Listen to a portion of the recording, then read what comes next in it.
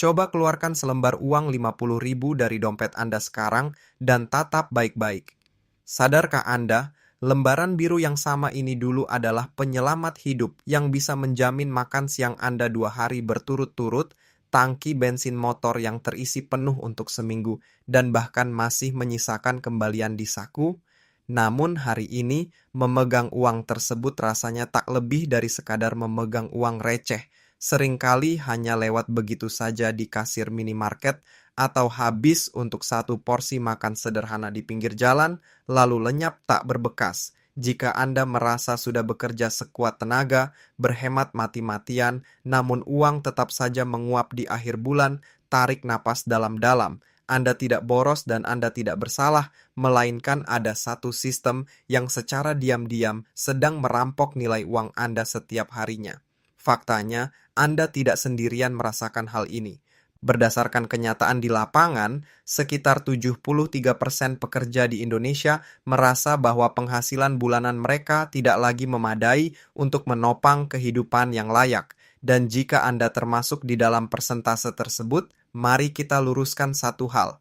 Ini bukan semata-mata karena Anda hidup boros. Ini bukan karena Anda kurang bekerja keras. Ada sebuah fenomena tak kasat mata yang secara perlahan dari hari ke hari merampas nilai uang yang Anda miliki, dan sayangnya sangat sedikit orang yang benar-benar menyadarinya. Mari kita ambil contoh sederhana. Pernahkah Anda berdiri di depan kasir sebuah minimarket hanya berniat membeli sebotol air mineral dan sebungkus roti? Di layar kasir tertera total belanjaan Anda, Rp23.000. Anda kemudian mengeluarkan selembar uang 50.000. Sang kasir menyerahkan kembaliannya dan Anda langsung memasukkannya ke dalam saku tanpa berpikir panjang. Mengapa? Karena di alam bawah sadar Anda, sisa uang itu tidak lagi terasa signifikan. Uang itu terasa kehilangan kekuatannya. Anda mungkin sudah mencoba segala macam petuah keuangan yang sering didengungkan orang. Anda sudah mencoba berhemat, mencatat setiap sen pengeluaran di buku catatan atau aplikasi, mengurangi kebiasaan jajan kopi kekinian, hingga memaksakan diri memasak sendiri setiap hari demi menekan biaya makan. Namun, pada akhirnya Anda tetap kebingungan melihat saldo rekening yang terkuras habis di penghujung bulan. Seolah-olah semua usaha penghematan itu menguap begitu saja. Pertanyaannya, mengapa? Karena ada kekuatan yang jauh lebih masif sedang bekerja di luar kendali Anda, dan ini bukan lagi sekadar perkara gaya hidup. Mari kita bedah lebih dalam mengapa uang Rp50.000 kini seakan turun kasta menjadi sekadar uang kembalian, dan mengapa solusi berhemat yang selama ini dikampanyekan tidak akan pernah benar-benar menyelamatkan Anda. Sebelum melangkah lebih jauh, ada satu fondasi pemahaman yang jarang sekali dibahas secara blak-blakan. Anda pasti sudah tidak asing dengan kata inflasi. Sederhananya, semua orang tahu bahwa inflasi berarti harga barang-barang naik. Tetapi, sangat sedikit yang memahami betapa brutal dan mengerikannya dampak inflasi ketika ia menghantam langsung ke jantung pengeluaran sehari-hari Anda. Menurut data resmi, rata-rata inflasi di Indonesia diklaim berada di kisaran 4 hingga 5% setiap tahunnya. Sepintas, angka 5% terdengar sangat kecil, terdengar seperti potongan diskon sepele yang sering Anda abaikan saat berbelanja online. Namun, mari kita gunakan logika matematika sederhana. Jika inflasi secara konsisten berada di angka 5% per tahun, itu berarti setiap 20 tahun nilai uang yang Anda miliki akan merosot hingga setengahnya. Sebagai perbandingan, uang Rp50.000 di tahun 2005 memiliki daya beli atau kekuatan belanja yang setara dengan sekitar Rp150.000 di masa sekarang. Jika dibalik, uang 50.000 yang Anda pegang hari ini nilainya cuma sepertiga dari 50.000 di 2 dekade silam. Jadi, bukan berarti Anda jatuh miskin, tetapi uang Anda sendirilah yang fisiknya tetap, namun nilainya menyusut drastis. Ada sebuah kisah nyata dari seorang pedagang sayur di sebuah pasar tradisional di Bekasi. Sebut saja namanya Ibu Sari. Beliau sudah berjualan selama 12 tahun, dan kesaksiannya memberikan gambaran yang jauh lebih akurat daripada sekadar deretan angka statistik. Ibu Sari bercerita, dulu jika ada pelanggan yang membawa uang Rp50.000 ke lapaknya, pelanggan tersebut akan pulang membawa kantong plastik besar yang penuh sesak oleh sayur mayur hingga sulit dijinjing dengan satu tangan. Kini, dengan nominal uang yang sama, seluruh barang belanjaan itu hanya cukup untuk mengisi satu kantong plastik berukuran kecil. Jumlah pelanggan Ibu Sari tidak berkurang, tetapi porsi barang yang bisa mereka beli merosot tajam. Ini adalah realitas yang disaksikan sendiri oleh rakyat kecil setiap hari selama belasan tahun. Untuk benar-benar memahami mengapa fenomena ini terjadi begitu agresif, kita harus menyoroti satu aspek krusial: akselerasi harga pada barang-barang kebutuhan pokok. Ingat, angka inflasi nasional adalah sebuah nilai rata-rata. Artinya, ada barang yang harganya naik sangat lambat, namun ada pula yang harganya melesat tak terkendali. Tragedinya adalah barang-barang yang harganya meroket paling cepat justru adalah barang-barang yang mau tidak mau harus Anda beli setiap hari. Beras, telur, minyak goreng, bahan bakar minyak, hingga ongkos transportasi darat. Dalam kurun waktu 5 tahun terakhir, harga beras di Indonesia rata-rata naik sekitar 7 hingga 8% per tahun. Angka ini hampir 2 kali lipat lebih tinggi dibandingkan inflasi resmi. Belum lagi harga telur yang pernah melonjak gila-gilaan hingga 30% hanya dalam tempo 6 bulan pada tahun 2023. Dan tentu saja, kita semua masih mengingat dengan jelas drama kelangkaan dan meroketnya harga minyak goreng yang sempat naik 2 kali lipat. Sekalipun harganya kemudian sedikit turun, ia tidak pernah benar-benar kembali ke titik harga asalnya. Jadi, ketika laporan resmi menyatakan inflasi terkendali di angka 4%, realitas yang menghantam dapur Anda sebenarnya adalah inflasi sebesar 10 hingga 15%. Itulah alasan paling logis mengapa gaji Anda selalu terasa kurang. Ya, karena memang secara matematis, gaji tersebut tidak akan pernah cukup jika diadu dengan kecepatan naiknya harga kebutuhan harian Anda. Hal inilah yang kerap memicu rasa frustrasi. Anda sering disodori saran klise, yang penting berhemat, kurangi nongkrong, jangan beli kopi mahal, bawa bekal dari rumah. Saran tersebut tidak sepenuhnya salah, namun sangat tidak memadai. Mengulang-ulang nasihat berhemat tanpa memberikan konteks gambaran besarnya adalah sebuah tindakan yang berbahaya. Mengapa? Karena hal itu akan membuat Anda merasa bersalah. Anda akan merasa bahwa penyebab masalah finansial ini adalah diri Anda sendiri, padahal akar masalahnya ada pada sistem ekonomi yang menggerus daya beli Anda. Mari kita buat simulasi. Katakanlah Anda sangat disiplin berhemat. Anda berhasil menekan pengeluaran dan menyisihkan Rp500.000 setiap bulannya. Dalam setahun, Anda sukses menabung 6 juta rupiah di rekening bank. Rata-rata bunga tabungan bank di Indonesia saat ini hanya sekitar 0,5% per tahun. Artinya, dari uang 6 juta itu, Anda hanya mendapat tambahan Rp30.000 dalam setahun.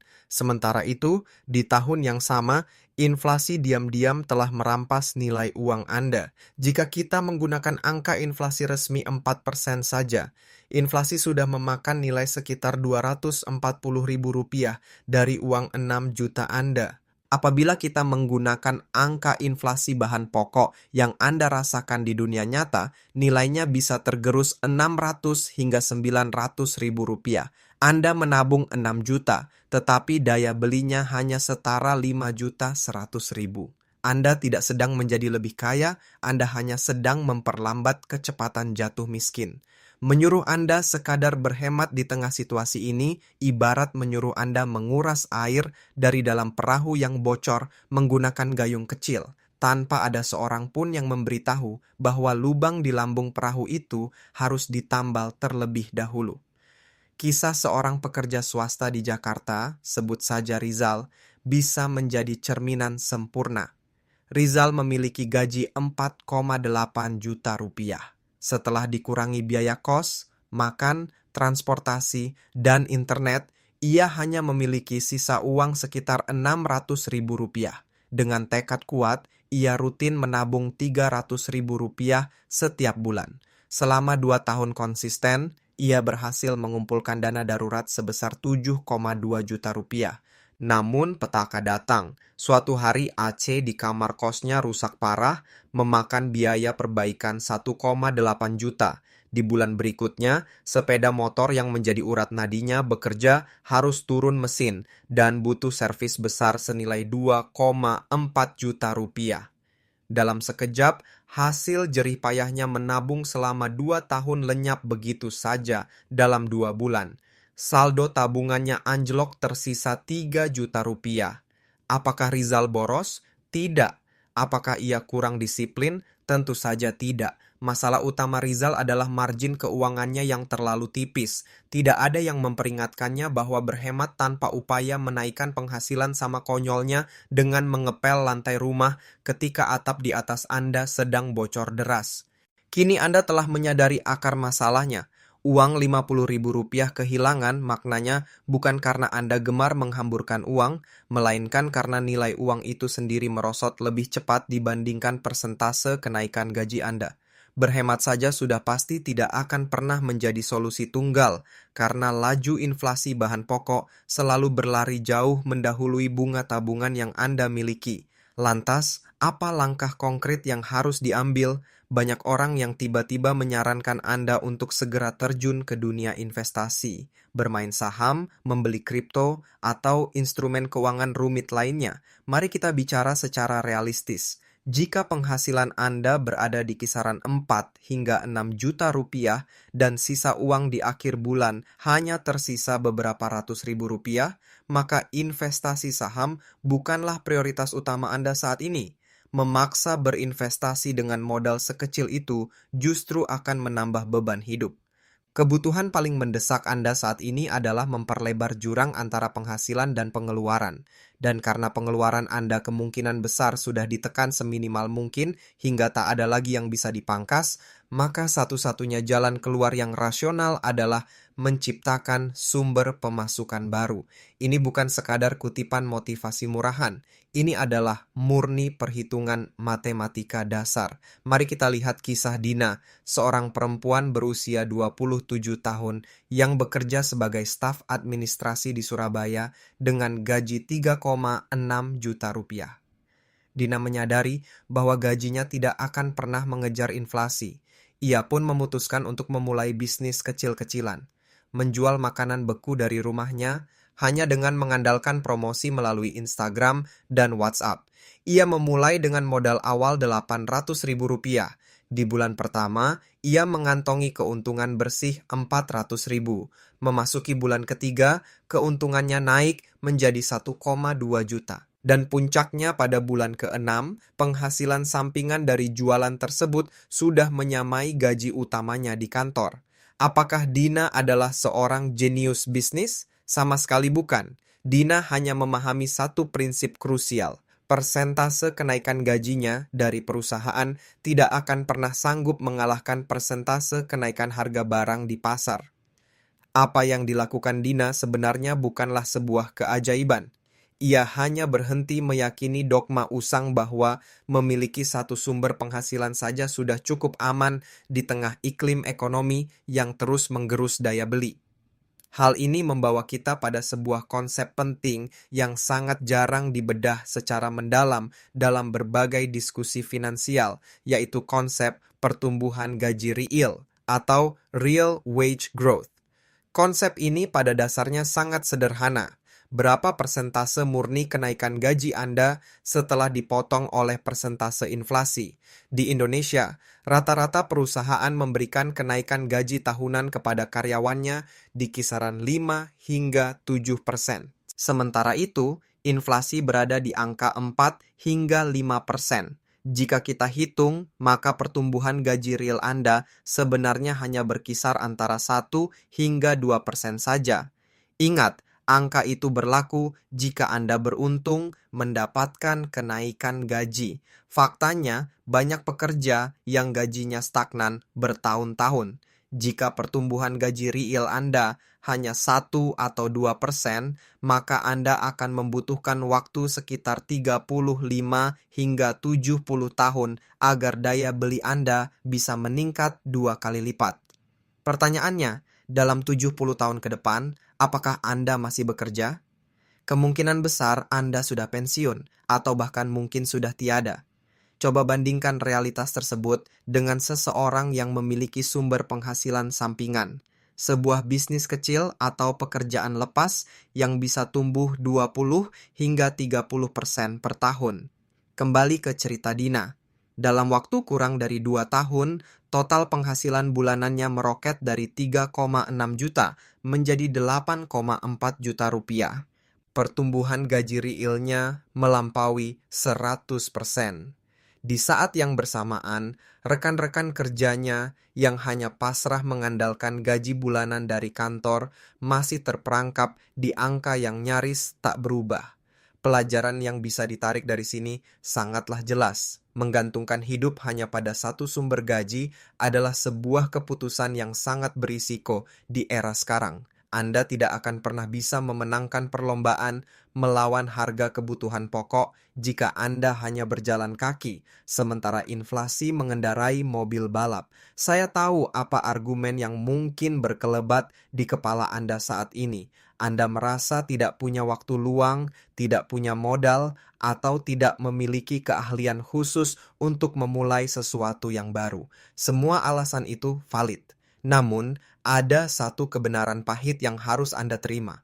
Orang-orang yang pada akhirnya berhasil merombak kondisi finansial mereka bukanlah orang-orang santai yang menunggu waktu luang datang menghampiri. Mereka yang berhasil adalah mereka yang telah muak, mereka yang menarik garis tegas dan memutuskan bahwa kondisi hidup mereka saat ini sudah tidak bisa lagi ditoleransi. Lihatlah Bagas. Usianya 32 tahun, berprofesi sebagai pengemudi ojek online di Bandung dengan penghasilan kotor rata-rata 4 juta rupiah per bulan. Bagas harus menghidupi seorang istri dan satu anak balita. Di tengah himpitan ekonomi, ia memutuskan untuk melawan keadaan. Setiap malam, ia belajar desain grafis menggunakan aplikasi secara otodidak melalui YouTube. 3 bulan berselang, ia mulai menerima pesanan desain pertamanya dari luar negeri senilai Rp230.000. Memasuki tahun pertama, penghasilan sampingannya dari mendesain tembus 2,8 juta rupiah per bulan.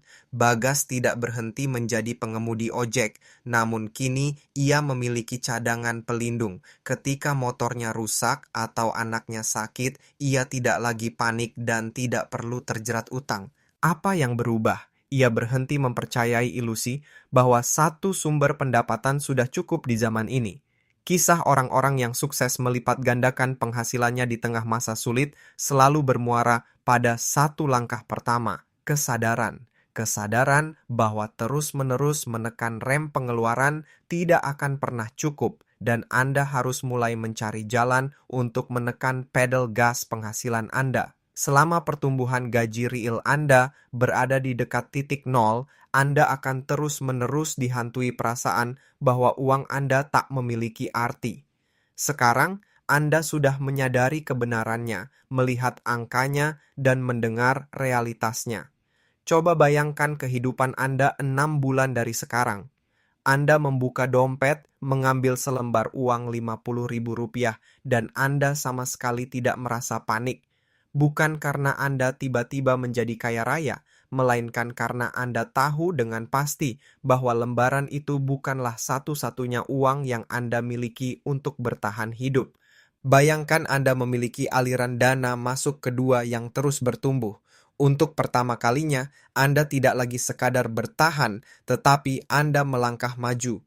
Malam ini hanya ada 2 persimpangan jalan di hadapan Anda. Jalan pertama, Anda mematikan layar.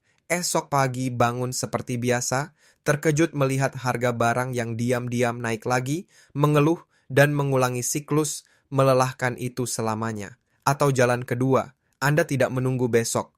Mulai malam ini juga, Anda mencari satu hal sekecil apapun, satu peluang sederhana yang bisa Anda coba untuk mulai mendatangkan uang masuk tambahan di minggu ini. Keputusan sepenuhnya ada di tangan Anda. Jika Anda suka dengan konten seperti ini, jangan lupa like, komen, dan subscribe channel Jeda Jajan. Jika Anda tidak mengikuti Jeda Jajan, Anda mungkin tidak akan pernah melihat akun ini lagi. Tetapi jika Anda mengikuti Selamat Anda bertumbuh setiap hari,